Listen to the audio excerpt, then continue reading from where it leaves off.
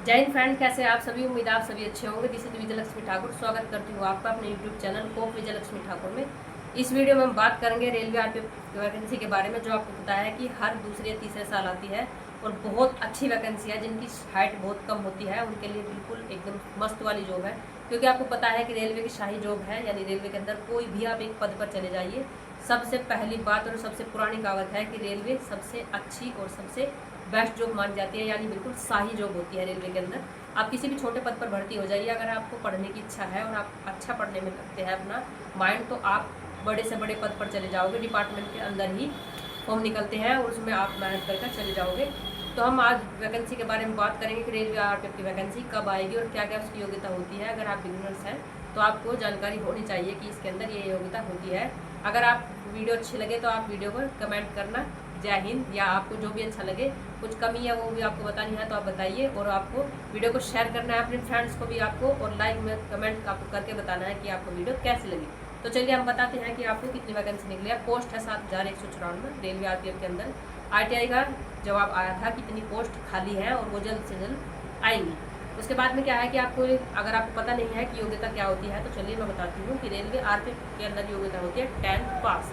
यानी सिर्फ अगर आप 10th पास है और आपकी एज 18 से 25 साल के अंदर है तो आप फॉर्म डाल सकते हैं। और आपके काफ़ी अच्छा कंपटीशन होता है इसके अंदर। यानी आपको पता है कि जब इतनी अच्छी जॉब है तो उसका पोस्ट प्रिफरेंस और उसका थोड़ा सिलेक्शन प्रोसेस भी टफ होता है, क्योंकि इसका फिजिकल भी काफ़ी अच्छा होता है। तो चलिए मैं अब आपको बताऊंगी कि आपको कैसे तैयारी करनी चाहिए और आपको क्या क्या होते हैं। ऑल इंडिया मेल और फीमेल फॉर्म डाल सकते हैं। फर्स्ट स्टेप होगा आपका एग्जाम, सेकंड आपका फिजिकल और थर्ड होता है आपका मेडिकल। आपको ये क्वालिफाई करने होते हैं। एज लिमिट मैंने आपको भी बताया था 18 से 23 साल होती है। सॉरी मैंने 25 बोला, 18 से 23 साल होती है। एज जो जनरल और ईडब्ल्यूएस की होती है वो है 18 से 23 साल। यानी आपको पता है कि ईडब्ल्यूएस में सिर्फ मेरिट का थोड़ा सा रियायत दी जाती है, नहीं तो एज की कभी भी इसमें कोई रियायत नहीं दी जाती। जो आपकी यूआर की एज होती है वही ईडब्ल्यूएस के अंदर होती है। एससी और एसटी आप 3 साल और 5 साल अपना काउंट कर लीजिए कि आपको पता है कि उनको छूट मिलती है। एज काउंट जो आपकी सबसे महत्वपूर्ण बात है, मैं आपको बता दूं कि एज काउंट 1 जनवरी 2027 से होगी। फॉर्म कभी भी निकले, कभी भी वो हो, आपकी एज 1 जनवरी 2027 से ही काउंट होगी। हाइट का मैं बता दूं आपको, जो मेल के लिए क्राइटेरिया है वो है 170 सेंटीमीटर। जैसे कि आपको पता है कि बेल्ट की जॉब में ये बहुत कम क्राइटेरिया होता है, नहीं अगर अदरवाइज हमारी जो जॉब होती है उनके अंदर अच्छा होता है। आपकी अगर हाइट कम है और आपको अच्छे से अपनी एक बेल्ट की जॉब का सपना पूरा करना है, आपको वर्दी पहननी है और वर्दी में आपको रहना है, तो आपके लिए बेस्ट जॉब है रेलवे आरपीएफ की। तो उसके अंदर क्या है कि हाइट का क्राइटेरिया है 170 सेंटीमीटर मेल के लिए, और जो फीमेल का है 157 सेंटीमीटर है। इसमें ये भी ठीक है। जो फिजिकल है आपका 5 किलोमीटर की रनिंग होती है मेल की, तो आपको पता है 24 मिनट में होती है। तो ये बहुत एक अच्छा टाइमिंग होता है अपने आप में, क्योंकि रेलवे मैं हमेशा आपको बताती हूँ कि बेल्ट की जॉब में 2 फिजिकल सबसे बेस्ट माने जाते हैं। फर्स्ट दिल्ली पुलिस और दूसरा है हमारा आरपीएफ। ये बहुत ज़्यादा टफ होते हैं। 1.6 किलोमीटर की रनिंग है 8.5 मिनट में, ये होती है गर्ल्स का क्राइटेरिया। और एग्जाम के मैं आपको बताऊँ तो एग्जाम में आपको होते हैं 4 सिलेबस। आपकी रीजनिंग होगी, मैथ होगा और आपकी जीएस, हिंदी या इंग्लिश, आप एक सिलेबस कोई सा भी चूज़ कर सकते हैं। उसमें आपका 20 क्वेश्चन आते हैं 2 नंबर के। यानी आपका सारा जो क्वेश्चन है 160 नंबर के आपका आएगा। तो आप जो मेरिट बनेगी उसके अंदर ही बनेगी। और हाँ, अगर आपको गलतफहमी हुई है, कोई आपको किसी ने बता दिया है कि फिजिकल के मार्क्स होते हैं, तो इसके अंदर फिजिकल का कोई मार्क्स नहीं होता है, सिर्फ आपका क्वालिफाई नेचर होता है। उसके अंदर इवेंट होते हैं लंबी कूद, ऊंची कूद, वो आपको सिर्फ एक इवेंट के तौर पर आपको पास करनी है। किसी भी परीक्षा में अगर आप फेल हो गए तो आप फेल ही मान जाओगे। तो आपके लिए काफ़ी अच्छा है ये कि आप अच्छे से तैयारी कीजिए। अभी तो मौका आपको मिलेगा, सिर्फ आपको 3 मौके मिलेंगे, यानी फर्स्ट सेकंड थर्ड। अगर आप क्वालिफाई आपने लंबी कूद या ऊंची कूद किया तो ठीक है, नहीं तो आप डिस्क्वालीफाई हो जाओगे। रनिंग के अंदर अगर आपको थोड़ा सा भी एक पॉइंट भी अगर इधर या उधर हुआ तो आप तभी डिस्क्वालीफाई हो जाओगे।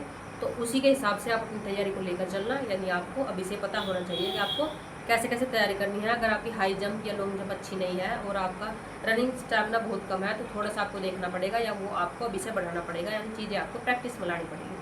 चलिए फीस की मैं बात करूं तो फीस है मात्र 100 रुपये। जनरल और ईडब्ल्यूएस के लिए 100 रुपये है। एससी एसटी फीमेल और उनके लिए नो फीस, यानी फीमेल्स के लिए कोई फीस नहीं है, और एससी एसटी जो होते हैं उनके लिए भी कोई फीस नहीं है। ऑल इंडिया वैकेंसी होती है, काफ़ी अच्छी वैकेंसी है। हर दूसरे तीसरे साल वैकेंसी आती है। और अभी जो पिछली वैकेंसी थी उसके अभी ज्वाइनिंग पर सभी स्टूडेंट्स चले गए हैं, एस्पिरेंट्स। और इसके अंदर आपको पता है कि अगर आप रेलवे के जिस जोन में आपका स्टेशन मिलेगा उससे अगर आप ड्यूटी बाहर करने के लिए जाओगे तो आपको उसका एक्स्ट्रा अलाउंस मिलेगा, और जो जहाँ पर आप जिस स्टेशन पर जाओगे वहाँ से आपके और आपके स्टेशन की दूरी के अंदर मार्क करके आपको अलग एक्स्ट्रा अलाउंस मिलेगा, और जो आपकी सैलरी है जिस उस दिन के जो आपकी सैलरी है वो आपको प्रॉपर वही मिलेगी। तो आप देखिए कितनी अच्छी है कि आपको अलग से एक्स्ट्रा अलाउंस मिलेगा। और मेन बात जो मैं आपको बता दूँ, चलिए क्राइटेरिया के साथ साथ में मैं थोड़ी सुविधाएं भी आपको बता दूं, यानी कहीं ना कहीं ये भी हमारे लिए बेनिफिशियल होती है। मन में कहीं ना कहीं होता है कि अच्छा इसके अंदर ये भी सुविधा मिलती है। रेलवे के अंदर अगर आप रेलवे को ज्वाइन करते हैं तो आपके 2 बच्चों की फ्री पढ़ाई होती है। आरपीएफ के अंदर ये आपको सुविधा मिलती है, आपके 2 बच्चे फ्री में पढ़ सकते हैं, उनका जो भी अलाउंस होगा वो आपको गवर्नमेंट देगी। हाँ, इतना हो सकता है कि आप काफ़ी अच्छे स्कूल में अपने बच्चों को डाल रहे हैं तो उसकी फ़ीस प्रॉपर नहीं, लेकिन जितना आपको एक क्राइटेरिया होता है उसके अंदर आपको क्राइटेरिया मिलता है। दूसरा क्या है कि पूरे भारत में आप कहीं भी घूम सकते हैं, किसी भी रेल यानी किसी भी ट्रेन से आप घूम सकते हैं, आपको उसका कोई चार्ज नहीं देना होगा। यानी अगर आप वंदे भारत से भी कहीं पर सफ़र कर रहे हैं और भारत के किसी भी कोने में आप जा रहे हैं तो आपको रेलवे का कोई भी चार्ज नहीं देना होगा, आप फ्री में ट्रैवल कर सकते हैं, आप और आपकी फैमिली।